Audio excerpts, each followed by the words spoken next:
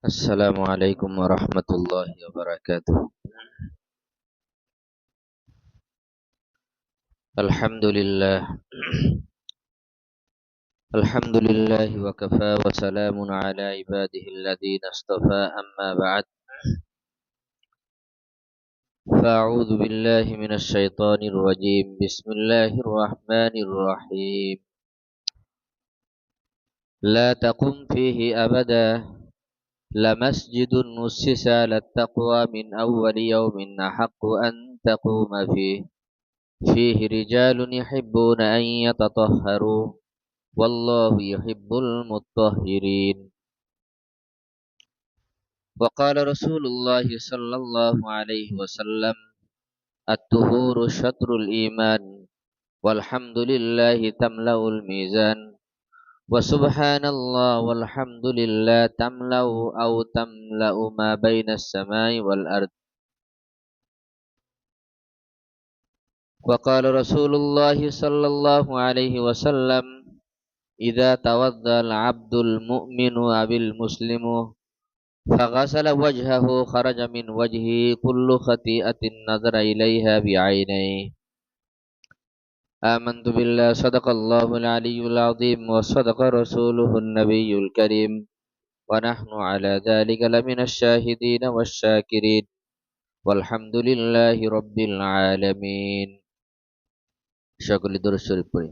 اللهم صل على سيدنا مولانا محمد كما صليت على إبراهيم وعلى آل إبراهيم إنك حميد مجيد.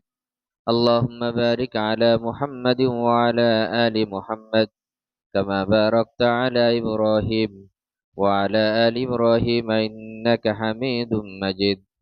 اللهم صل على محمد النبي الأمي وعلى آله وسلم تسليما. الحمد لله. আল্লাহ রাব্বুল আলামিনের মেহেরবানি, যিনি আমাদেরকে সবগুজারির মজলিসে জুমার রাত্রে আল্লাহর ঘর মসজিদে আসার বসার দিনী আলোচনা করার শোনার তৌফিক এনায়েত করেছেন। কালিমাতুশ শুকর আদায় করে নি আলহামদুলিল্লাহ। আল্লাহ রাব্বুল আলামিনের তৌফিক ছাড়া বান্দা চেষ্টা করলেও কোনো ভালো কাজ করতে পারে না। আল্লাহ রাব্বুল আলামিনের তৌফিক লাগে। জুমার দিন আরো জুমার রাত অনেক মোবারক রাত, বরকতপূর্ণ রাত। এই রাত্রের ইবাদতের ফজিলত অনেক বেশি। জুমার দিনের ইবাদতের ফজিলত আরো বিশেষ করে আল্লাহর ঘর মসজিদে আসা বসা, রাত্রি যাপন করতে পারা, এটা চারটাখানি কথা না, এটা অনেক বড় নেক আমল। আল্লাহ তাআলা যাদের তৌফিক দেন তারাই অংশগ্রহণ করতে পারে। বখিল মানুষ, কৃপণ মানুষ বেহেশতে যাওয়ার কথা, বেহেশতের ঘেরানো পাবে না।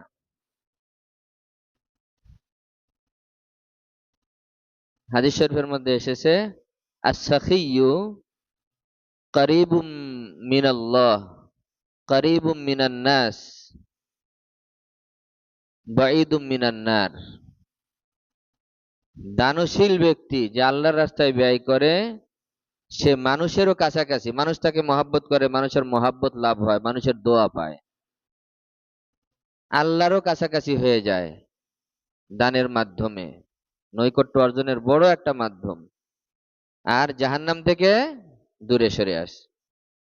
ওয়াল বাখিলু বাঈদুম মিনাল্লাহ, কৃপণ মানুষ আল্লাহ থেকেও দূরে, আল্লাহর নৈকট্য অর্জন করতে পারে না। বাঈদুম মিনান নাস, মানুষ থেকেও দূরে। কৃপণ মানুষকে মানুষ পছন্দ করে না, মানুষ তার কাছে যায় না, মানুষের দোয়া পায় না। তবে একটা জিনিসের কাছাকাছি, কারীবুম মিনান নার, জাহান্নামের কাছাকাছি। সহিহ হাদিস। মাহে রমজানের ওই কিতাব, আমার কিতাবটার মধ্যে হাদিসটা আনা হয়েছে। তার আমরা কি আল্লাহর কাছাকাছি, জান্নাতের কাছাকাছি যেতে চাই, তাহলে আল্লাহর রাস্তায় আমাদের ব্যয় করা শিখতে হবে, হাত খুলতে হবে। এটা আল্লাহর নৈকট্য অর্জন, মানুষের দোয়া পাওয়ার আল্লাহর নৈকট্য অর্জনের বড় মাধ্যম। বুখারীর হাদিসের মধ্যে আসছে, মাগরিবের নামাজের পরে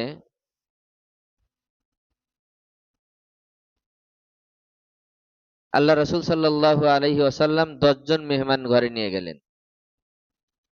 আবু বকর রাদিয়াল্লাহু তাআলা আনহু 3 জন মেহমান সহ ওনার ছেলে আব্দুর রহমান বিন আবু বকর রাদিয়াল্লাহু তাআলা আনহুকে পাঠিয়ে দিলেন যে তুমি মেহমানদেরকে নিয়ে বাসায় যাও। আবু বকর রাদিয়াল্লাহু তাআলা আনহু নবী সাল্লাল্লাহু আলাইহি ওয়াসাল্লামের সোহবতে কথা বলতে বলতে বেশ বিলম্ব হলো, ঘরে ফিরতে অনেক দেরি করলেন। বুখারীতে আরো লম্বা করে সুন্দর করে আছে, আমি মুখতাসার সংক্ষেপ বলছি। তো মেহমানরা যাওয়ার পরে আবু বকর রাদিয়াল্লাহু তাআলা আনহুর ছেলে পরিবারের পক্ষ থেকে যখন মেহমানদেরকে 3 জন মেহমান নিয়ে গিয়েছেন, 3 জন মেহমানকে যখন খানার সামনে করে দিলেন, ওনারা বললেন যতক্ষণ না উনি আসে, সাহেবে দাওয়াত মেজবান যতক্ষণ পর্যন্ত না আসবে ততক্ষণ পর্যন্ত খাবো না। কয়েকবার বলার পরে ওনারা খেলেন না। যখন বেশ গভীর রাত হয়ে গেছে, গভীর রাত্রে যখন আবু বকর রাদিয়াল্লাহু তাআলা আনহু ফিরলেন, ফেরার পরে মেহমানরা এত রাত না খাওয়া, মাগরিবের পরে পাঠিয়ে দিয়েছেন, এই অবস্থা দেখে ছেলের উপরে অনেক রাগ দেখাইলেন, জজর করলেন, তাম্বি করলেন ছেলেকে, আব্দুর রহমান রাদিয়াল্লাহু তাআলা ওনাকে। এবং হাদিসের মধ্যে একটা শব্দ বলছে গুনসার, মানে বেকুফ, নাদান, এই ধরনের শব্দ আর কি। আব্দুর রহমান বিন আবু বকর রাদিয়াল্লাহু তাআলা আনহু আবু বকর রাদিয়াল্লাহু তাআলা আনহুর মেজাজ দেখে ভিতরে ঢুকে গেলেন। বিবিকে বললেন যে এত রাত এখনো মেহমানরা খাবার খায় নাই। বিবি ওই কথা বললেন যে মেহমানদের বারবার বলা হয়েছে, ওনারা বলছে যে তোমাকে ছাড়া খাবে না। তো মেহমানের কাছে গেলেন যে তোমরা খাবার খাওনি কেন? বললেন যে যতক্ষণ না আপনি খাবেন ততক্ষণ আমরা খাবো না, আপনি সাথে খেতে হবে। আবু বকর রাদিয়াল্লাহু তাআলা আনহু কসম করে বসলেন, ওয়া আইমুল্লাহ লা আকুল, আল্লাহর কসম আমি খাবো না। তোমরা খাবার সামনে নিয়ে এতক্ষণ অপেক্ষা করছো, আমার জন্য খাবার খাও নাই, রাগে উনি কসম করে বসলেন। পরে যাই হোক, আবু বকর রাদিয়াল্লাহু তাআলা আনহু কসম ভঙ্গ করে পরে আবার খেয়েছেন। তো মেহমানদের খাবার খাওয়ানোর পরে আবু বকর রাদিয়াল্লাহু তাআলা আনহু তার স্ত্রীকে উদ্দেশ্য করে বলতেছেন যে আমার কাছে তো লাগতেছে যে খাবার পূর্বে যতটুকু ছিল তার থেকে এখন দ্বিগুণ হয়েছে। পুরাটাই হাদিস বলতেছি কিন্তু আমি। আবু বকর রাদিয়াল্লাহু আনহু স্ত্রী বললেন যে আমি তো রান্না করেছি, বলে বাটিতে তো খাবার আমিই দিয়েছি, তোমার আইডিয়া থেকে তো আমার আইডিয়াটাই বেশি সঠিক হবে, কারণ আমি রান্না করেছি, আমি সামনে দিয়েছি বাটিতে। আবু বকর রাদিয়াল্লাহু আনহু স্ত্রী বললেন আল্লাহর কসম করে বলছি, আমি যতটুকু সামনে দিয়েছিলাম তার থেকে এখন 3 গুণ বেশি লাগতেছে। সব মেহমানরা খাবার পরে 3 গুণ বেশি লাগছে এখন। তো খাবারের পরে এত খাবার বৃদ্ধি হয়ে গেছে, বারাকাত, এটাকে বলে বারাকাত, বরকত প্রকাশ পেয়েছে। এত খাবার কি হবে? ফজরের নামাজের ওয়াক্তে এই খাবার আবু বকর রাদিয়াল্লাহু তাআলা আনহু নবী সাল্লাল্লাহু আলাইহি সাল্লামের দরবারে নিয়ে গেলেন ফজরের ওয়াক্তে। নিয়ে যাওয়ার পরে ওই দিন ফজরের নামাজের পরে বিভিন্ন গোত্র থেকে প্রতিনিধি দল নবী সাল্লাল্লাহু আলাইহি ওয়াসাল্লামের সাথে সাক্ষাতে এসেছিলেন। তাদের সংখ্যা ছিল অনেক বেশি। এক একজন লিডার ছিল, প্রতিনিধি ছিল, তার সাথে আরো অনেক ছিল। কেউ বলছেন 70, কেউ বলছেন আরো বেশি। ওই খাবার এই মতান্তরে 70 জন অথবা আরো যতজন ছিল সবাই এই খাবারটা খাইলেন। খাবার পরেও আরো ওই পরিমাণই রয়ে গেল। এটা হলো বরকত, মেহমানদারির বরকত। এজন্য রুজির বরকত চান, যাতে করে নিজেও হালাল পথে নিজেও ভোগ করতে পারেন, আখিরাতের জন্য দান সদকা করে যেতে পারেন, মানুষকে মেহমানদারি করাইতে পারেন। রুজির বরকত আল্লাহর কাছে চাওয়া। রুজির বরকতে, রিজিকের বরকতের যত আমল আছে তার মধ্যে সবচেয়ে গুরুত্বপূর্ণ একটি রুজির বরকতের আমল হলো চাস্তের নামাজ পড়া। নেদায়ে মেম্বার ওয়া মিহরাব একটি কিতাব আছে 6 খণ্ডে। নেদায়ে মেম্বার ওয়া মিহরাব 6 খণ্ডে একটি কিতাব আছে। এই কিতাবের মধ্যে শেখ আসলাম শিখুপুরি রাহিমাহুল্লাহ তাআলা উনি লিখেছেন যে রূহ জগতে সমস্ত আল্লাহর ওলিরা, গাউস, কুতুব, আবদাল সবাই একত্রিত হয়েছিল। আবদাল হলো আল্লাহর ওলিদের সর্বোচ্চ একটা স্তর। আল্লাহ রাব্বুল আলামিন এই পৃথিবী পরিচালিত করেন আবদালদের মাধ্যমে। আবদালদেরকে বাহ্যিক পরিচয় পাওয়া যাবে না। মিশকাতের হাদিসের মধ্যে আছে, আমাদের আলেমরা তালেবে ইলমরা পড়ছে। এবং এই আবদাল শহরে বেশি থাকে, গ্রামে কম থাকে। এজন্য শহরে গুনাহও হয়, আবার শহরে রিজিকের বারাকাতও বেশি, মানুষের কর্মসংস্থানও বেশি শহরে, কারণ শহরে আবদাল বেশি থাকে। হাদিসের মধ্যে আছে একজন আবদালের ইন্তেকাল হলে ওই বাকি আবদালরা বসে আরেকজনকে বাছাই করে নেয়। আবদাল এরা হলো গাউস, কুতুব, পীর, মাশায়েখ সবার চেয়ে আলা উঁচু মাকামের। তাদেরকে দুনিয়ার মানুষ চিনতে পারে না, দেখতে পারে না। হঠাৎ দেখবেন এখানে ওই মুহূর্তে এমনই এক বুঝবেশার মানুষকে আপনি চিটাঙ্গেও দেখবেন একই সময়। আবদাল। তো শেখ আসলাম শেখুপুরি রহমতুল্লাহ আলাই উনি লেখেন ওনার কিতাবের মধ্যে যে সমস্ত আবদালরা রূহ জগতে একত্রিত হয়েছিলেন।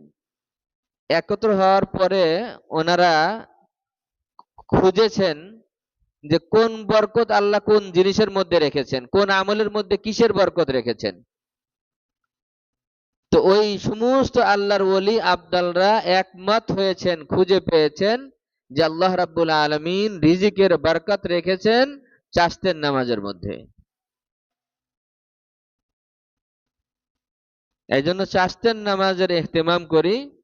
হালাল পথে ইজ্জতের সাথে কেউ যদি বড়লোক, বলতে তো আসলে ওই বড়লোক আমাদের দরকার নাই, কিন্তু আমাদের দরকার হলো বেনিয়াজির জিন্দেগি, মানে দুনিয়ার কোনো মানুষের জন্য মুহতাজ হতে না হয়, মুখাপেক্ষী না হতে না হয়, বেনিয়াজির জিন্দেগি আমাদের দরকার। যে আমি যেন ইজ্জতের সাথে সুন্দরভাবে চলতে পারি, আখিরাতের জন্য কিছু জমা দান খয়রাত করে যেতে পারি, এবং কিছু মেহমানদারি মানুষকে করতে পারি। অর্থ সম্পদ তো আসলে খারাপও না ভালোও না, এটা যে যেভাবে নিবে তার জন্য ওইভাবেই হবে। একজন এটা দিয়ে খারাপ কাজ করছে তার জন্য এটা খারাপ, আরেকজন অর্থ সম্পদ দিয়ে হজ করছে, ওমরা করছে, আরেকজনকে হজ করাচ্ছে, ওমরা করাচ্ছে, মেহমানদারি করাচ্ছে, কত ভালো কাজ করে কত মানুষের দোয়া পাওয়া যায়, অনেক ভালো জিনিস। এজন্য আল্লাহ রাব্বুল আলামিনের কাছে বেনিয়াজির জিন্দেগি চাওয়া, যে আল্লাহ তোমার মুখাপেক্ষী শুধু বানাবা, তোমার গোলামি করাবা, দুনিয়ার কোনো মানুষের মুহতাজ দ্বারস্থ বানায়ও না, দুনিয়ার কোনো মানুষের গোলামি করায়ও না। এটা তো আল্লাহর কাছে দোয়া করব, আর 2-3টা আমল করব, ইনশাআল্লাহ রিজিকের বরকত হবেই হবে ইনশাআল্লাহ, না হয়ে কোনো উপায় নাই। 1 নম্বর হলো চাস্তের নামাজ। সকাল 8টা-9টা থেকে শুরু করে পৌনে দুপুর, মানে সূর্য যে গড়ে যায় তার একটু আগ পর্যন্ত, এই মধ্যবর্তী সময়ে সর্বনিম্ন 2 রাকাত, সর্বনিম্ন 2 রাকাত, বেশি পড়লেও পড়েন, 4 রাকাত পড়তে পারেন, 8 রাকাত পড়তে পারেন। নবী সাল্লাল্লাহু আলাইহি ওয়াসাল্লাম এই চাস্তের নামাজ আমাল ফাথি, মক্কা বিজয়ের দিন আল্লাহ রাসূল সাল্লাল্লাহু আলাইহি ওয়াসাল্লাম ছোট ছোট সূরা দিয়ে 8 রাকাত পড়েছিলেন। হাদিস শরীফের মধ্যে আসছে, বুখারী হাদিসের মধ্যে, যে আল্লাহর নবীকে এত হালকা নামাজ পড়তে আর কখনো আমরা দেখিনি। হালকা মানে হলো, মানে ছোট ছোট সূরা দিয়ে, অনেক সময় তো লম্বা কেরাত, লম্বা রুকু, লম্বা সেজদা দিয়ে পড়েন। কিন্তু ওই দিন যেহেতু মক্কা বিজয়ের ব্যস্ততাও তো আছেই, নবী সাল্লাল্লাহু আলাইহি ওয়াসাল্লাম 8 রাকাত ছোট ছোট সূরা দিয়ে তাড়াতাড়ি করে হালকা করে 8 রাকাত চাশতের নামাজ পড়েছেন। সুতরাং 2 রাকাত থেকে 8 রাকাত পর্যন্ত চাশতের নামাজের ইহতিমাম করেন, পাবন্দি করেন। ইনশাআল্লাহ ইনশাআল্লাহ বরকত তো আমরা চাই, তাই না? দিনদারের কাছে অর্থ গেলে তো ভালো, ভালো কাজে ব্যয় হবে, ভালো কাজে ব্যয় হবে। এই একটা আমল আমরা করব ইনশাআল্লাহ। আরেকটি আমল হলো সূরাতুল ওয়াকিয়া। সূরাতুল ওয়াকিয়া এটা নিয়মিত তেলাওয়াত করেন। আল্লাহ রাসূল সাল্লাল্লাহু আলাইহি ওয়াসাল্লাম হাদিসের মধ্যে অত্যন্ত গুরুত্ব দিয়ে বলেছেন, মান ক্বারাআ সূরাতাল ওয়াকিয়াতি ফি কুল্লি লাইলাতিন লাম তুসিবহু ফাকাতুন আবাদা। মান ক্বারাআ সূরাতাল ওয়াকিয়া ফি কুল্লি লাইলাতিন লাম তুসিবহু ফাকাতুন আবাদা। যে ব্যক্তি প্রতি রাত্রে সূরাতুল ওয়াকিয়া পড়বে, লাম তুসিবহু ফাকাতুন আবাদা, আল্লাহ নবী বলেন কখনোই তার সংসারে তার জীবনে কোনো অভাব থাকবে না, অভাব আসবে না, কোনো অভাব আসবে না তার জীবনে। সূরাতুল ওয়াকিয়া আমাদের মাদ্রাসাগুলো চলে তো এই সূরাতুল ওয়াকিয়া দিয়ে। আয়ের কোনো উৎস নাই, কোনো বাজেটও নাই। আল্লাহর উপরে তাওয়াক্কুল করে বছরের শুরুতে 500, 1000, 2000, 7000, 8000 পর্যন্ত ছাত্র বাংলাদেশের অনেক মাদ্রাসায় বোর্ডিং এ খায়, 3 টাইম বোর্ডিং এ খায়। বছরের শুরুতে কোনো বাজেট নাই, অ্যাকাউন্ট, ব্যাংক অ্যাকাউন্ট জিরো। এই 5000 ছাত্র ভর্তি করলো, আগামী রোজা পর্যন্ত তাকে খাবার দাবার কিতাব দিতে বাধ্য। কি পরিমাণ আমলের উপরে ইয়াকিন হলে ওলামা একরাম এটা করতে পারেন। আমরা তো একজন মেহমান ঘরে নিতেই টেনশন করি, 2জন মেহমান ঘরে নিতে আমরা টেনশন করি। কিন্তু মাদ্রাসাগুলোর মধ্যে বছরের শুরুতে 2000-3000 ছাত্র ভর্তি করাচ্ছে, আগামী রোজা পর্যন্ত এই 2000, 3000, 5000, 1000 যাই হোক বিভিন্ন মাদ্রাসায় এই ছাত্রদেরকে 3 টাইম খাবার দিতে হবে, কিতাব দিতে হবে এবং ওস্তাদ ওস্তাদ শিক্ষক নিয়োগ দিয়ে তাদেরকে পড়াপড়ির ব্যবস্থা করতে হবে। মাদ্রাসা নাই, কোনো ফান্ড নাই, কিচ্ছু নাই। কারণ সারা জীবন, হাজারো বৎসর, সারা জীবনের অভিজ্ঞতা, বাস্তবতা, আল্লাহর কুদরত দেখে দেখে ঈমান ওই পরিমাণ মজবুত হয়েছে যে যার রিজিক সেই খাবে। সূরা ওয়াকিয়া দিয়ে সবাই খাবে, সূরা ওয়াকিয়া পড়বে আর সবাই খাবে।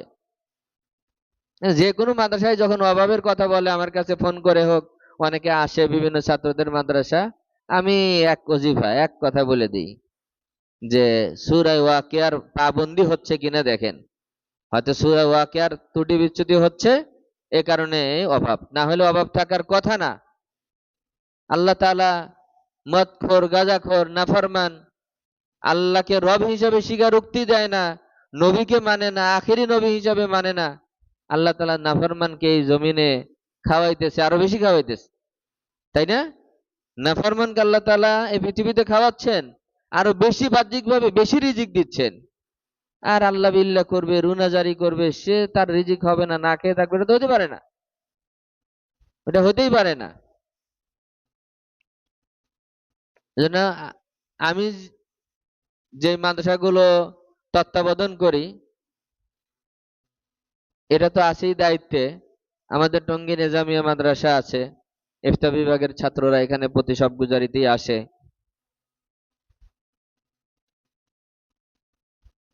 অনেকেই আপনারা গিয়েছেন।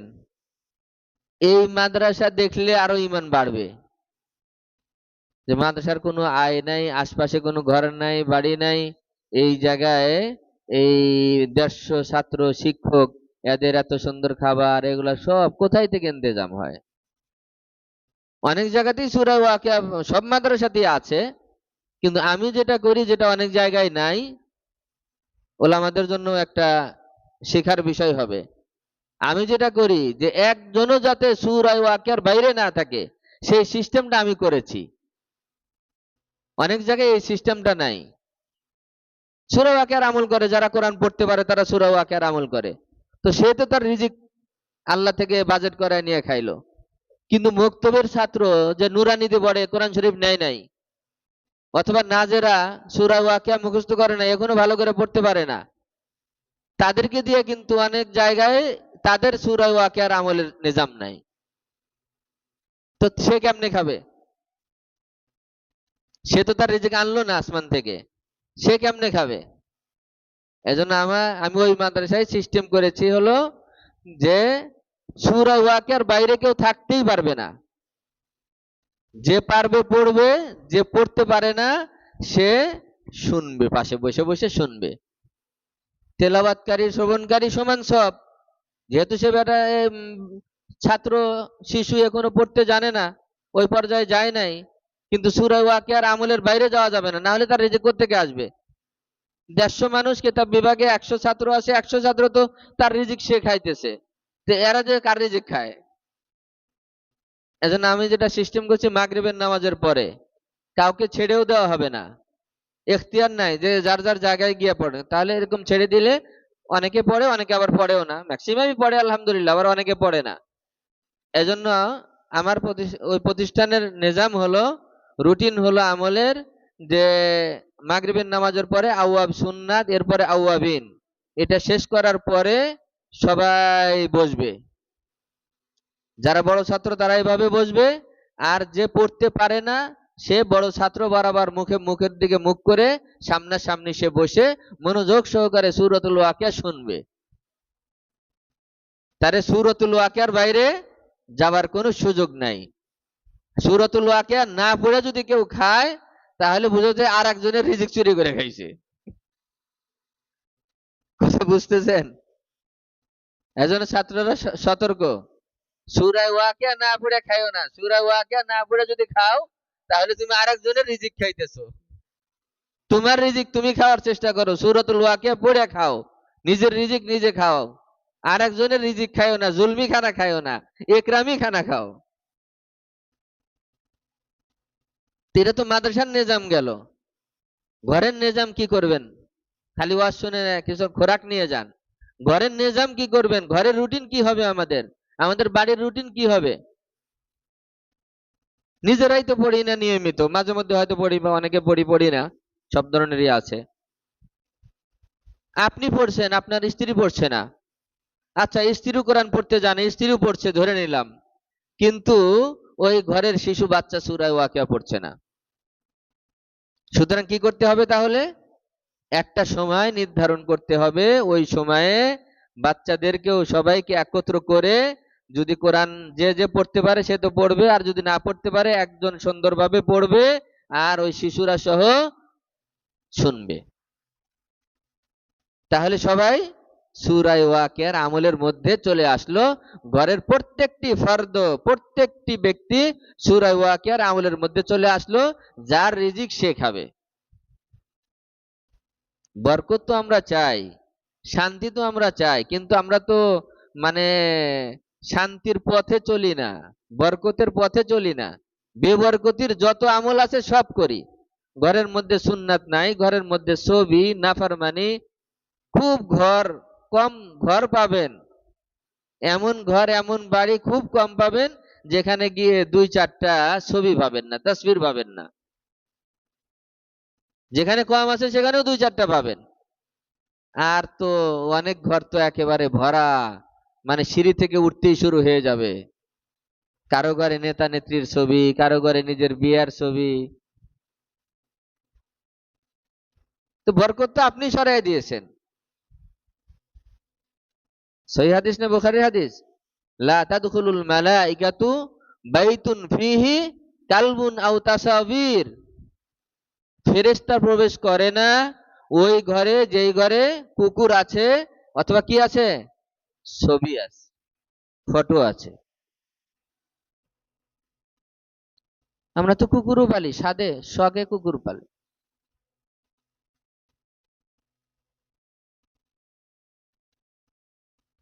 আর ছবি উঠানো তো এখন উমুমে বালোয়া।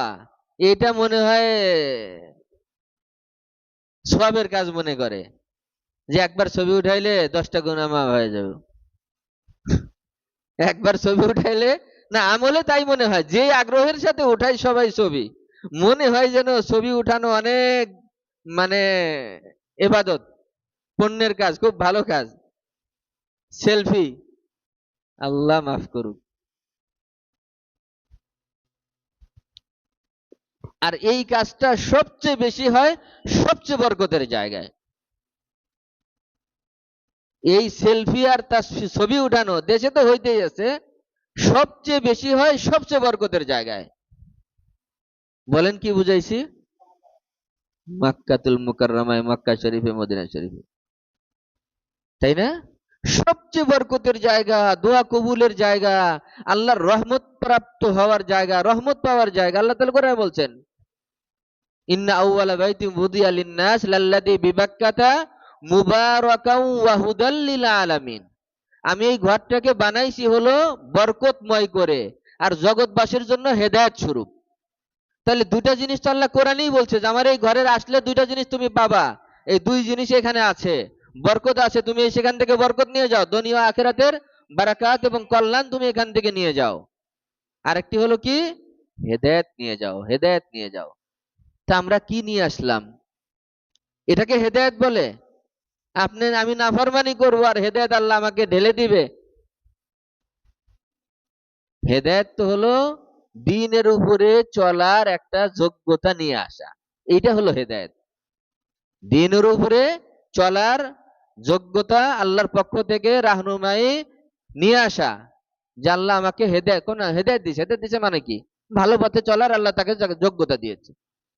তা আমরা ওখানে যাই কেন? দ্বীনের পথে চলার যোগ্যতা, কলবের মধ্যে একটা শক্তি পয়দা করে নিয়ে আসতে। কিছুদিন পর পরে অনেকে আল্লাহর বান্দারা যায়, কেন যায়?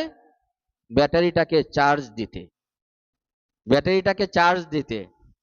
ব্যাটারি নিবি নিবি হয়ে গেছে, তো একটু মক্কা মদিনায় গেলে কিছুদিন ইবাদতের মধ্যে কিন্তু অনেক পাওয়ার থাকে না, অনেক পাওয়ার থাকে, অনেক শক্তি থাকে ইবাদতের মধ্যে। আসার পরে কিছুদিন নামাজে দাঁড়াইলে মনে হয় মুলতাজাম, হ্যাঁ, মাকাম ইব্রাহিম। নামাজের মধ্যে একটা ধ্যান খেয়াল, একটা আবেগ, ভালোবাসা, অনেক কিছু কাজ করে। মানুষ হিসাবে এটা আস্তে আস্তে আবার কিন্তু কমতে থাকে, কমতে থাকে। এটা খুব স্বাভাবিক একটা জিনিস। এজন্য আল্লাহ তাআলা যাদের তৌফিক দিয়েছেন, তাদের উচিত হলো মাঝে মধ্যেই যাওয়া, ব্যাটারিটাকে চার্জ করা। অনেকে বুঝে না, নিজে তো যাবেই না, আরো ভালো কাজ থেকে যুক্তি দিয়ে, খোঁড়া খোঁড়া যুক্তি দিয়ে মানুষকে এখান থেকে দূরে সরায় রাখে। এটা দান করে দিলেই তো বেশি সওয়াব হয়। দান আলাদা, দানও করবে এটাও করবে, এটা বাদ দিয়ে দান কেন? এটা বাদ দিয়ে তো দান করার দরকার না, এটাও করেন দানও করেন। আমাকে কেউ জিজ্ঞেস করলে আমি বলি যে বারবার যান কেন? আমাকে জিজ্ঞেস করলে আমি বলি যে ভাই, আমি তো আসলে অনেক গুনাহগার মানুষ, অনেক গুনাহ হয়ে যায়, গুনার বোঝাটা একটু হালকা করে আল্লাহর রহমত বরকত আনার জন্য যাই। বললেন যে হুজুর বয়ানে আছে, বুঝতে পারছেন কথা? আসলে মাঝে মধ্যে মনে হয় 2 মাস হয়ে গেল, অস্থিরতা কাজ করে, যা হচ্ছে না, কত গুনাহ হয়েছে 2 মাসে। যাই, যার বিশ্বাসটা যেমন, বিশ্বাসটা যেমন, তো গুনার বোঝাটা একটু হালকা করে, একটু রহমত বরকত ব্যাটারিটাকে একটু চার্জ দিয়ে নিয়ে আসি। একজনের কথা আমার খুব ভালো লেগেছে। মনে করেন যে ঘরে একটা দোয়া টানায় রাখছে, একজনের সন্তান ঘরে একটা কি করছে, দোয়া, কোরআনের দোয়া টানিয়ে রাখছে। তো মাকে জিজ্ঞেস করেছে ওই সন্তান যে, মা, এই যে দোয়া আমরা ঘরে বরকতের জন্য কোরআনের আয়াত অথবা একটা সূরা বা যাই হোক যেটা লাগায় রাখি, লটকায় রাখি, এটা দেখে কিছু হয়? তো অনেক উত্তরই কিন্তু দেওয়া যেত, যে অবশ্যই হাদিসে আছে, হয় এটা সেটা, কিন্তু মানে যার ব্রেন, বয়স, ক্ষেত্র বুঝে উত্তর দিতে হয়। উত্তরটা আমার কাছে খুব ভালো লেগেছে। উনি বলছেন যে, মা, এটা হলো তোমার বিশ্বাসের জায়গাটাকে প্রশ্ন করো, বিশ্বাসটা কেমন তোমার? তোমার বিশ্বাসটা কেমন যে কোরআনের আয়াতটা এখানে লাগায় রাখছো, এটার কারণে তুমি হেফাজতে থাকবা, ভালো মুসিবত থেকে ভালো থাকবা, একটু বরকত আসবে ঘরে। এটা তোমার বিশ্বাসটা কেমন? তোমার বিশ্বাসটা যদি ওটা হয় তাহলে তুমি এটা পাবা। উত্তরটা সুন্দর না? মা মেয়েকে উত্তর দিচ্ছে যে মা তোমার বিশ্বাসের জায়গাটা কেমন? আমার বিশ্বাসের জায়গাটা খুব প্রচন্ড, যেটা দিয়ে আল্লাহ আমাকে হেফাজত করবে। কয় তোমার বিশ্বাসের জায়গাটা যদি ওটা ঠিক থাকে তাহলে এটা থেকে তুমি উপকৃত হবা।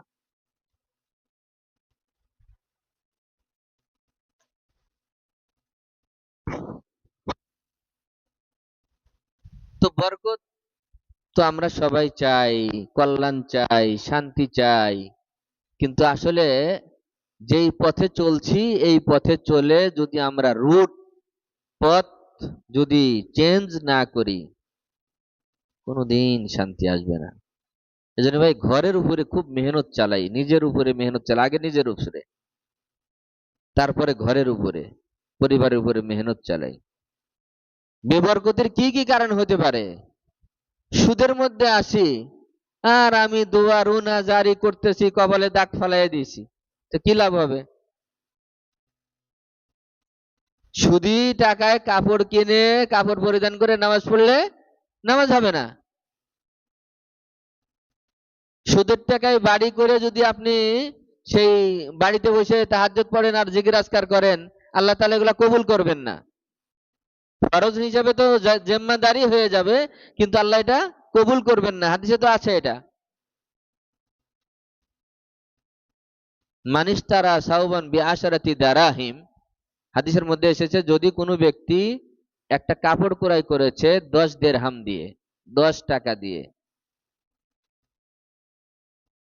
তার মধ্যে ফিহি দিরহামুন, তার মধ্যে 1 দিরহাম আছে যেটা রিবা, সুদ, লাম তুকবাল সালাতুহু মা দামা আলাইহি, তার নামাজ রোজা কবুল হবে না যতক্ষণ সেই কাপড় পরে থাকবে।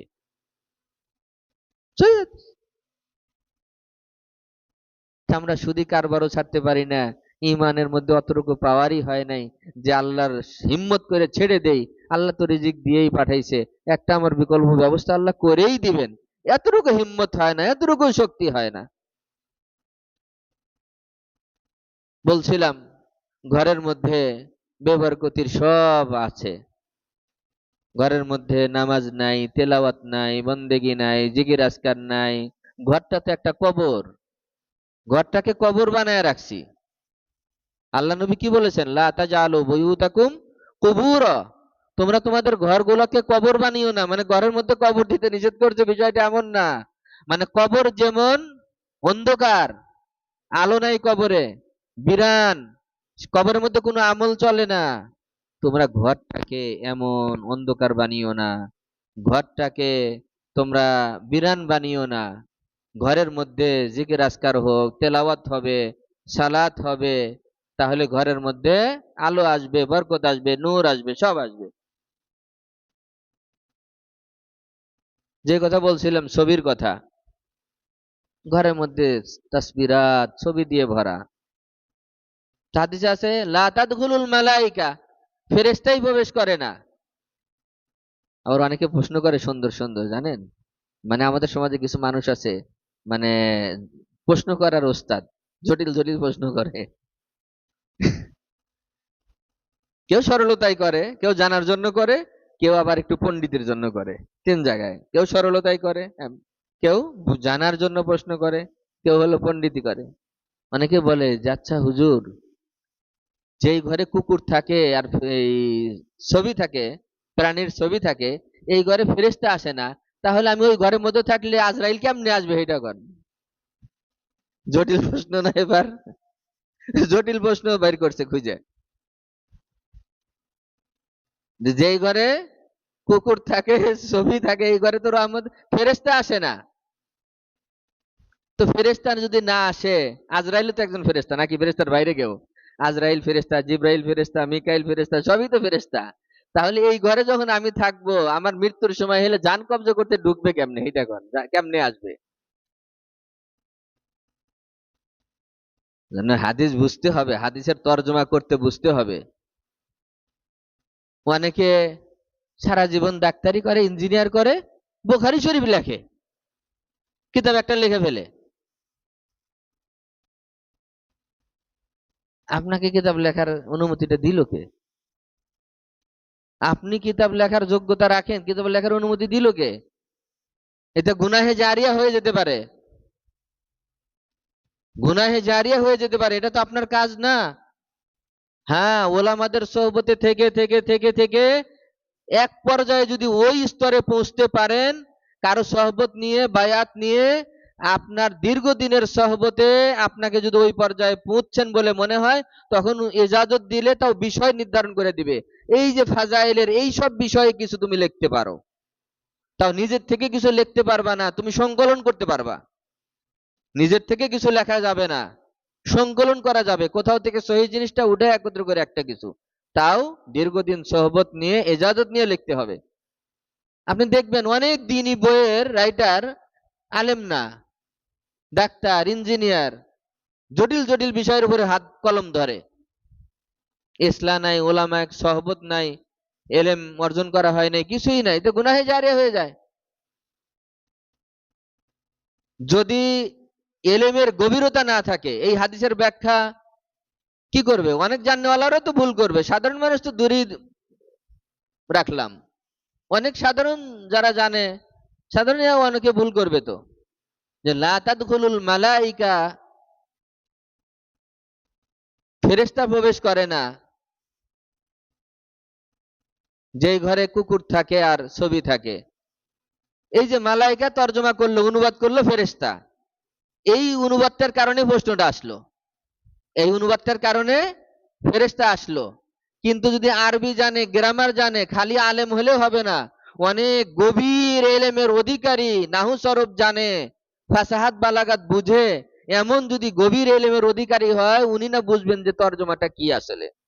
আলিফ লামের ওই যে আল মালাইকা আছে না, মালাইকাতুন মানে ফেরেশতা, আর এখানে আল মালাইকাতুর ভিতরে যে আলিফ লাম আছে, এই আলিফ লাম আরেকটা অর্থ দেয়। এই আলিফ লাম হলো এওয়াজানিল মুজাফিলাই, আল মালাইকার অর্থ হলো মালাইকাতুর রহমা। কথা বুঝছেন? অনেকের কাছে আজকে নতুন এলেম হলো এটা। এখানে মালাইকা যে ওই তর্জমা করেই তো প্যাস লাগছে, সে বাংলা বই থেকে তর্জমা দেখেই তো তার মনের মধ্যে প্রশ্ন তৈরি হয়েছে, যে যেই ঘরে কুকুর থাকে, ফেরেশতা ছবি থাকে, সেখানে ফেরেশতা যায় না, এই জন্য প্রশ্নটা হয়েছে। যদি অনুবাদ করতে জানতো, গভীর এলেমের অধিকারী হতো, এটার অনুবাদ হবে যে যেই ঘরে কুকুর অথবা কি থাকে, ছবি থাকে, সেই ঘরে রহমতের ফেরেশতা প্রবেশ করে না, সেই ঘরে রহমতের ফেরেশতা প্রবেশ করে না। এই অনুবাদটা যদি করার যোগ্যতা রাখতে অনুবাদ করতে, তাহলে আর প্রশ্ন হইতো? প্রশ্ন হইতো না। যে আজরাইল ঠিকই আসবে, রহমতের ফেরেশতা আসবে না, তোমার ঘরে রহমত হবে না, বরকতের ফেরেশতা আসবে না, আজরাইল রহমতের ফেরেশতা না, জান কবজের ফেরেশতা, হে ঠিকই আসবে, তাহলে আর প্রশ্নটা থাকতো না। কত গভীর জিনিস চিন্তা করে দেখছেন? এই যে আমরা আলিফ লামের যে আলাদা অর্থ দেয়, এটা তো অনেকেই জানে না। আলহামদুলিল্লাহি রাব্বিল আলামিন, আলহামদুলিল্লাহ রাব্বিল আলামিন অর্থ কি? এই সমস্ত কিসের অর্থ থেকে করলেন? এটা তো সবাই মানে অনুবাদ করতে করতে এটা আপনারা জেনে ফেলছেন, যে সমস্ত প্রশংসা, সকল প্রশংসা মহান আল্লাহর। এই সকল কোথায় পাইলেন? হামদুন মানে হলো প্রশংসা, হামদুন মানে হলো কি? হা মিম দাল, বড় হা মিম দাল, এটার অর্থ হলো হামদুন মানে প্রশংসা। আর এর শুরুতে যে আলিফ লাম আছে, আল হামদু, আল হলো এখানে আসে সকল। তাহলে এই এক আলিফ লাম এক জায়গায় আসতেছে এক অর্থে, আরেক জায়গায় আরেক অর্থে। কত ইলম দরকার কোরআন শরীফের অর্থ অনুবাদ লিখতে, হাদিসের তরজমা লিখতে। আর আমি ডাক্তার, ইঞ্জিনিয়ার, বই লেখা শুরু করে দিলাম। আলহামদুলিল্লাহ মানে হলো সকল প্রশংসা। সকল কিসের অর্থ? আলিফ লামের অর্থ হলো সকল। যাই হোক, যেটা বলতেছিলাম, যে আমাদের ঘরগুলোকে রহমত বরকত থেকে আমরাই মাহরুম, বঞ্চিত করে রাখছি। আমাদের কর্মের কারণে আমরা রহমত থেকে বঞ্চিত। ঘরের মধ্যে নাফরমানি, বেবরকতির আসবাব উপকরণে ঘর ভরা। এজন্য আজ থেকে মেহনত করি, নিয়ত করি, গিয়ে ঘরকে ছবি মুক্ত করব। ইনশাআল্লাহ। তবে হিকমতের সাথে। যদি ফ্যামিলি, আলহামদুলিল্লাহ, যদি ফ্যামিলি অনুকূলে হয় তাহলে তো পেরেশানি নাই। ফ্যামিলি যদি অনুকূলে হয় পেরেশানি নাই। কিন্তু ফ্যামিলি যদি অনুকূলে না হয় তাহলে গিয়ে আবার সবকিছু সাথে সাথে ফালাইয়া দিলেন, আর ওইদিকে আপনাকেই আবার তালাক দিয়ে গেল গা, ডিভোর্স দিয়ে চলে গেল গা। হ্যাঁ, আমার প্রিয় জিনিস, আমার এই বিবাহের ছবিটা ভেঙে ফেললো, আমার স্মৃতি শেষ করে দিছে সব। হ্যাঁ, স্মৃতি সব শেষ করে দিছে ভেঙ্গে। তাহলে আবার জটিল মাসলা হবে। এজন্য হিকমতের সাথে বুঝান, এই বিষয়ের উপরে কিতাব দেন, দুইটা হাদিস শোনান বা দেখান যে এটা আসছে, হাদিসে এইভাবে বলা হয়েছে, এখানে বুঝে সুঝে কাজ করতে হবে। তা আমাদের ঘরগুলো ইনশাআল্লাহ কি হবে? ইনশাআল্লাহ তাসবির মুক্ত হবে, ছবি মুক্ত হবে। আর সৌন্দর্যের জন্য কি ছবি লাগে নাকি? ফুল আছে, ফল আছে, কত জিনিসের ছবি আছে এখন। এগুলো দিয়ে ঘর সাজান, ঘর সাজাতে নিষেধ নাই তো কোনো, আপনি ঘর সাজান, কিন্তু গুণামুক্ত জিনিস দিয়ে আপনি ঘর সাজান। গাছ লাগান, কত সিনিয়ারি আছে, আপনি লাগাই রাখেন। আর সুদের মধ্যে যারা আছি, যে যেভাবে আছি, নিজের নফসকে প্রশ্ন করি, সুদ থেকে বের হয়ে আসি। সুদের মধ্যে কোনো দিন রহমত আর শান্তি হবে না, কোনো দিনও হবে না। কারণ সুদ আল্লাহ এবং আল্লাহর রসুলের বিরুদ্ধে যুদ্ধ। তো চিন্তা করে দেখেন, আল্লাহ আল্লাহ রসুলের বিরুদ্ধে যুদ্ধ করে টিকবো? কে টিকবে? আল্লাহ তার কোরআনে বলছে তো, সুদের বিষয় এত জটিল। ফাইন লাম তাফআলু ফাআযানু বিহারবিম মিনাল্লাহি ওয়া রাসূলি। যদি এটা না করো, সুদ থেকে যদি তুমি ছেড়ে না দাও, দূরে না থাকো, ফাআলামু, বান্দা জেনে রাখো, ফাআযানু বিহারবিম মিনাল্লাহি ওয়া রাসূলি, আল্লাহ আল্লাহর পক্ষ থেকে তোমার বিরুদ্ধে যুদ্ধের ঘোষণা করা হলো। তা আল্লাহ আল্লাহ রসুল যুদ্ধের ঘোষণা করছে, তা আমি সুদের মধ্যে আছি মানে কি? আমি জেনেও আল্লাহর বিরুদ্ধে যুদ্ধে আছি, নবীর বিরুদ্ধে যুদ্ধের মধ্যে আছি আমি। তা আমার অস্তিত্ব থাকবে না, আমার ব্যবসাও থাকবে না। এক সময় অনেক সুদী ব্যবসা বাণিজ্য, প্রথমে অনেক রান করে, তাকে আরো সুদের মধ্যে নিয়ে যায়। আস্তে আস্তে আস্তে আস্তে করে ইয়ামহাকুল্লাহুর রিবা ওয়া ইউরবিস সাদাকাত। আল্লাহ তাআলা কোরআন বলছেন ইয়ামহাকুল্লাহুর রিবা, আল্লাহ তাআলা সুদকে পরিশেষে পরিণতি হলো নিশ্চিহ্ন করে দেন। ওয়া ইউরবিস সাদাকাত, সাদাকাতকে আল্লাহ রাব্বুল আলামিন অনেক গুণে বৃদ্ধি করেন। আর সুদের নগদ শাস্তি দুনিয়াতে হলো পেরেশানি। সুদের দুনিয়াতে নগদ শাস্তি হলো কি? পেরেশানি। এটা আসবেই।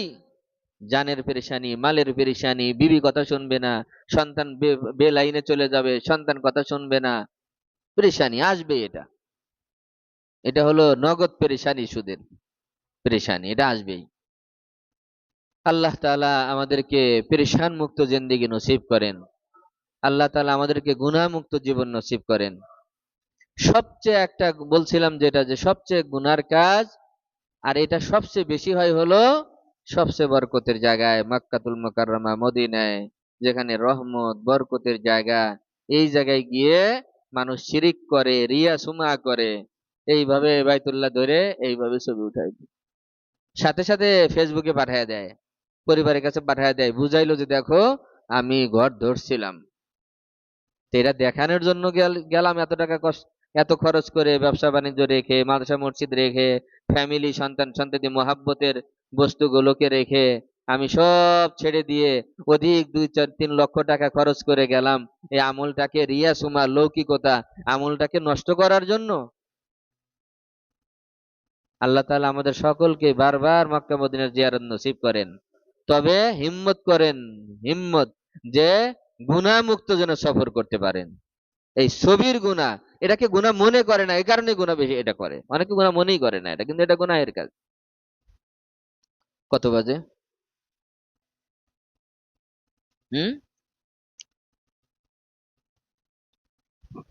তো বরকাতের আমলের কথা বলছিলাম।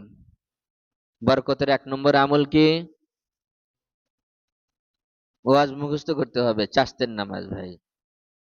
এটা আমার জীবনে এবং আমার দেখা কয়েকজনে অনেকের জীবনে পরীক্ষিত। যে চাষতের নামাজের আপনি ইহতেমাম করবেন, পাবন্দি করবেন, আমল করবেন হালাল পথে, মিন হাইসু লা ইয়াহতাসিব, কল্পনাতীত জায়গা থেকে। আল্লাহ রাব্বুল আলামিন অত ধনী হতে আমাদের দরকার নাই। আমাদের দরকার হলো কি, অমুখাপেক্ষী জীবন। দুনিয়ার কোনো মানুষের জন্য গোলামি করতে না হয়, দ্বারস্থ হতে না হয়, ইজ্জতের সাথে যেন নিজে চলতে পারি, আর মানুষের কিছু হক থাকে এগুলো যেন আদায় করতে পারি, মানুষের খেদমত করে একটু দোয়া নিতে পারি, বাইতুল্লাহ যেতে পারি না, এগুলোই তো আমাদের দরকার। আখিরাতের জন্য যেন কিছু জমাইতে পারি। আল্লামা তাকি ওসমানী দামাত বারকাতুহুম, বর্তমান বিশ্বের যিনি সবচেয়ে বড় আলেম, উনি সম্পদের সংজ্ঞা লিখেছেন। সম্পদ কাকে বলে? এর আগে একটা কথা বলি। আমাদের একজন মাওলানা সাহেব বলতেন, আমার কাছে কথাটা খুব পছন্দ লাগতো, যে টাকার জন্মই হয়েছে হলো খরচের জন্য। টাকার জন্মই হয়েছে কিসের জন্য? খরচের জন্য। এটা হাত পরিবর্তন হতেই থাকবে। মানে আপনি যদি ধরে রাখেন বছরকে বছর, আর বাক্সতে রেখে যদি গুনতে থাকেন, তাহলে টাকার জন্ম যে জন্য, আপনি তো ওই কাজে তাকে ব্যবহার হতে দিচ্ছেন না। টাকার জন্মই হয়েছে কিসের জন্য? ধরে রাখার জন্য না, আটকায় রাখার জন্য না, খরচের জন্য। তো আল্লামা তাকি ওসমানী শাইখুল আরবে ওয়াল আজম, বর্তমান পৃথিবীর সবচেয়ে বড় আলেম, উনি সম্পদের সংজ্ঞা লিখেছেন যে প্রকৃতপক্ষে সম্পদ হলো যা নিজে হালাল পথে, মিন গায়রি ইসরাফিন ওয়া তাবযিরিন, অপব্যয় অপচয় করা ছাড়া, অপব্যয় এবং অপচয় করা ছাড়া যে ভোগ করে আর আখিরাতের জন্য জমায়া যায়, এটাকে বলে সম্পদ। তাহলে যেটা রেখে যায় এটা সম্পদের মধ্যেই পড়ে না, এটা সম্পদের মধ্যেই পড়ে না। আমার কথা বলছি না, সব তো আকাবেরদের হাদিস থেকে বলছি, আমাদের পূর্ব আকাবের মুনশি বুজুর্গানে দিন ওনাদের কথা বলছি, যে সম্পদ কাকে বলে। প্রকৃত সম্পদ হলো যেটা অপচয় করা ছাড়া, অপব্যয় করা ছাড়া নিজের জন্য ভোগ করে। অপব্যয় করে না, অপচয় করে না, স্বাভাবিকভাবে ভোগ করে আর আখেরাতের জন্য জমায়া যায়। এই দুই জায়গায় যে কাজে আসে সেটা হলো আসল সম্পদ। আর যেটা এই দুই জায়গায় কাজে আসবে না, এটা সম্পদ না। সুতরাং যেটা আমরা রেখে যাই এটা আসলে সম্পদের মধ্যেই পড়ে না। আরেকটি বরকতের আমল শিখাইয়া দেই, বরকত হবে। এই বরকতের আজ কি জন্য করতেছি জানেন? যাতে বেশি বেশি করে ফান্ডে টাকা জমান। আমার মন খারাপ হয়ে যায়, আপনারা এত মানে কৃপণ হয়েছেন কেন? এই ছোট্ট ইসলাহি মজলিস নিয়ে এত কথা হবে কেন? গোপন দানের অনেক ফজিলত, চুপচাপ করে দিয়ে দিবেন। জান মালের কোরবানির দরকার, আল্লাহর নৈকট্য অর্জন হবে, দোয়াও পাবেন। তৃতীয় একটা আমল দেই, এই আমল পেতে বড় লোক হয়ে যাবেন।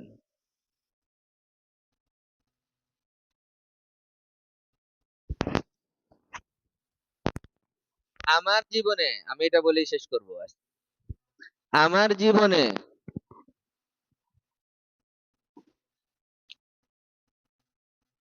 আল্লাহকে হাজের নাজের জানিয়ে বলছি, আমার জীবনে এই আমল করার পর কখনো সর্বোচ্চ 72 ঘন্টা পার হয় নাই।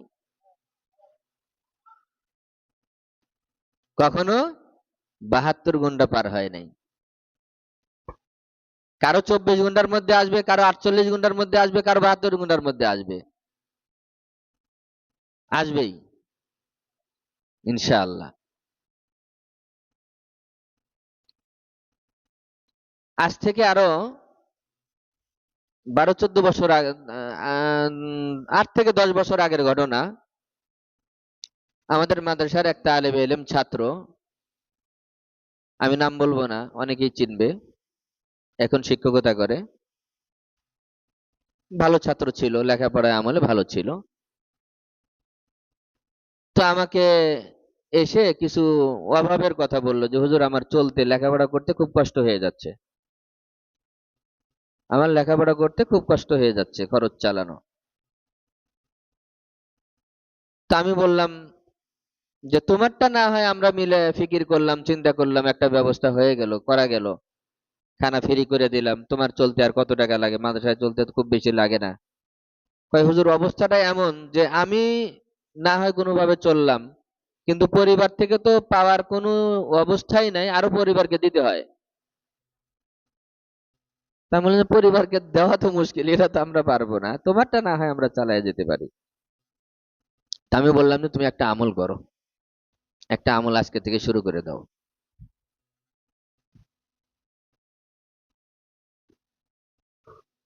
তো তাকে এই আমলটা বললাম, একটু পরে বলবো। এই আমলটা বললাম যে এই পদ্ধতি আমলটা করো, দেখবা ব্যবস্থা হয়ে যাবে।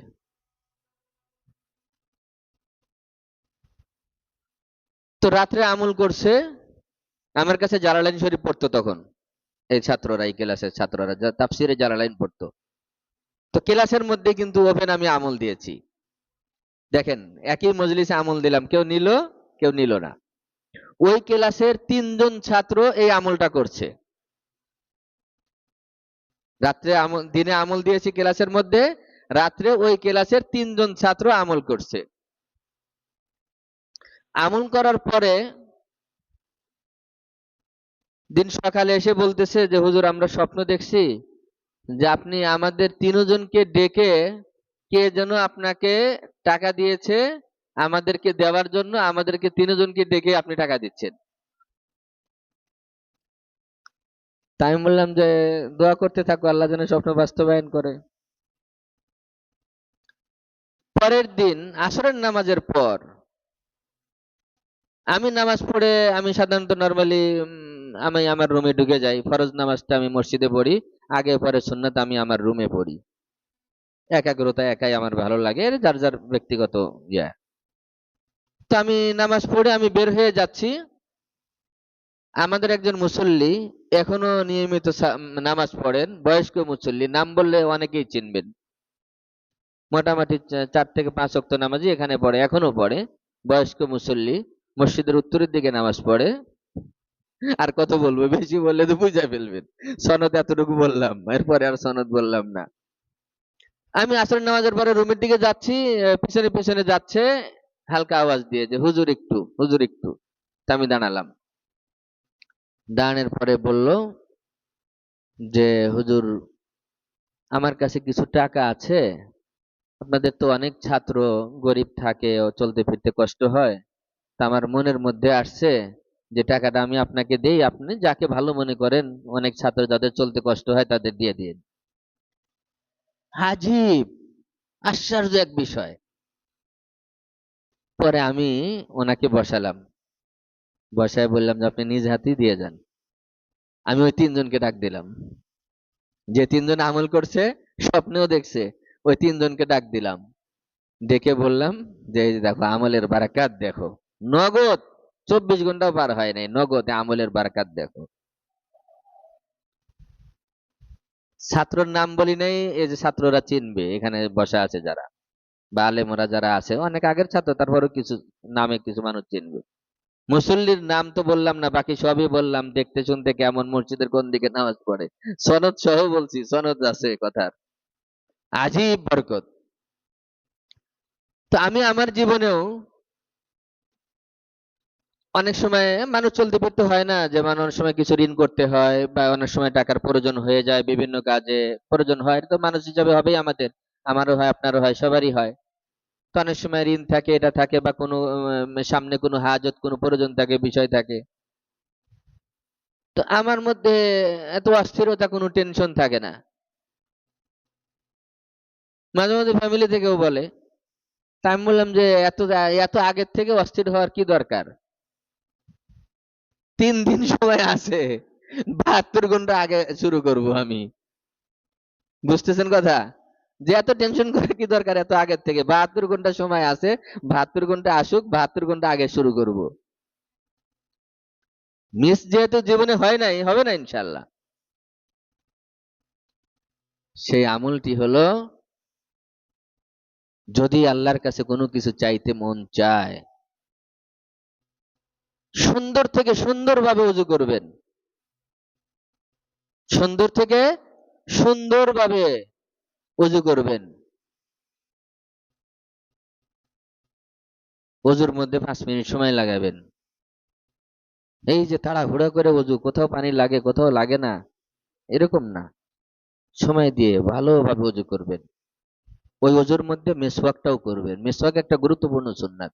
আমি কিন্তু আজকে ওযু আর মিসওয়াক এই ২ টা নিয়ে কথা বলার জন্য আয়াত পড়ছি। এই বিষয়ের উপরে এটার জন্য পড়ছিলাম। আল্লাহ অন্যদিকে নিয়ে গেছে, আমার কিছু করার নাই।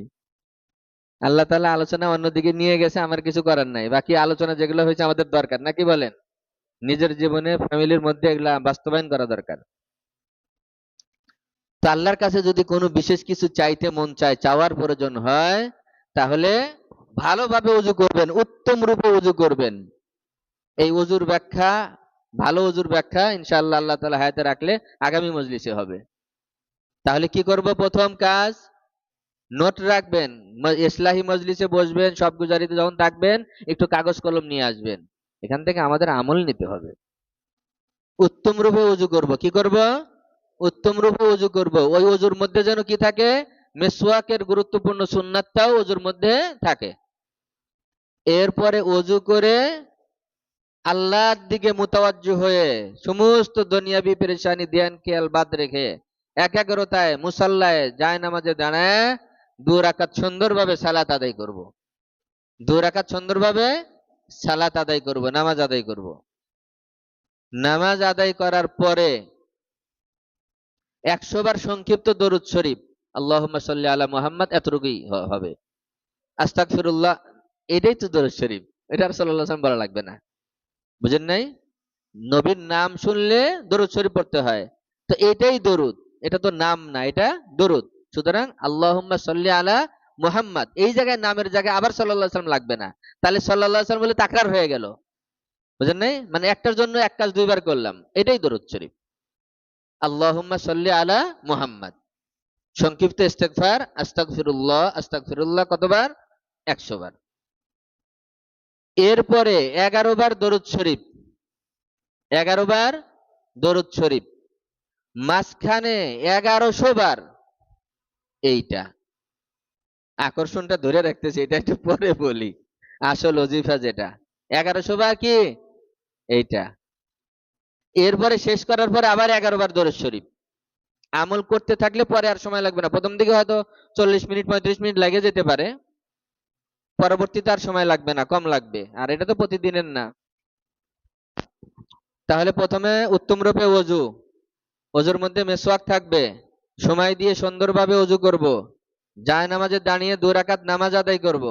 মুসল্লায় বসে কি?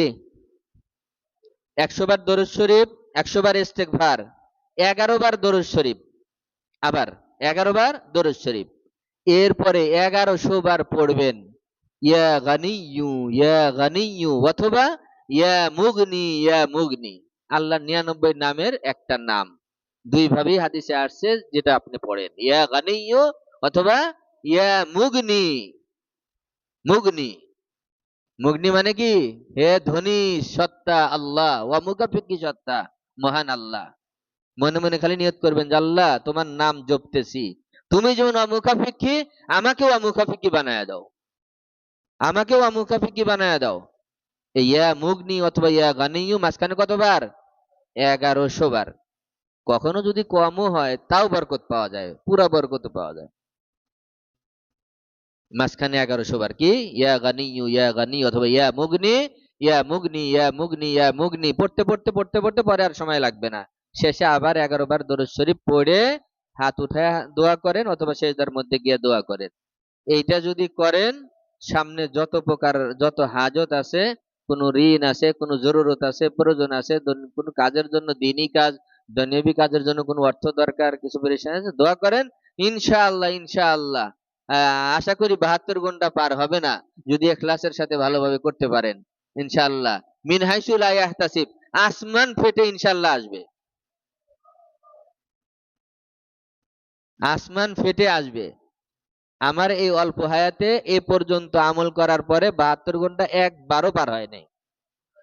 ৭২ ঘন্টা আমার হায়াতে আলহামদুলিল্লাহ একবারও এ পর্যন্ত ৭২ ঘন্টা ক্রস করেনি। আল্লাহ তাআলা আমাদের সকলকে আমলি জিন্দেগি নসিব করেন। ঘরের মধ্যে দ্বীনি পরিবেশ তৈরি করেন এবং ঘরের মধ্যে থেকে গুনাহের আসবাব উপকরণ সরায় ফেলেন। গুনাহের আসবাব উপকরণ ঘর থেকে সরান, বরকত আসবে, রহমত আসবে। আল্লাহ তাআলা আমাকে, আপনাকে, আমাদের সকলকে আমল করার তৌফিক এনায়েত করেন। আল্লাহ তাআলা হিসাব গুজারির মজলিসকে আল্লাহ তাআলা ভরপুর কবুল করেন, ভরপুর কবুল করেন। ওয়া আখিরু দাওয়ানা আনিল হামদুলিল্লাহি রাব্বিল আলামিন।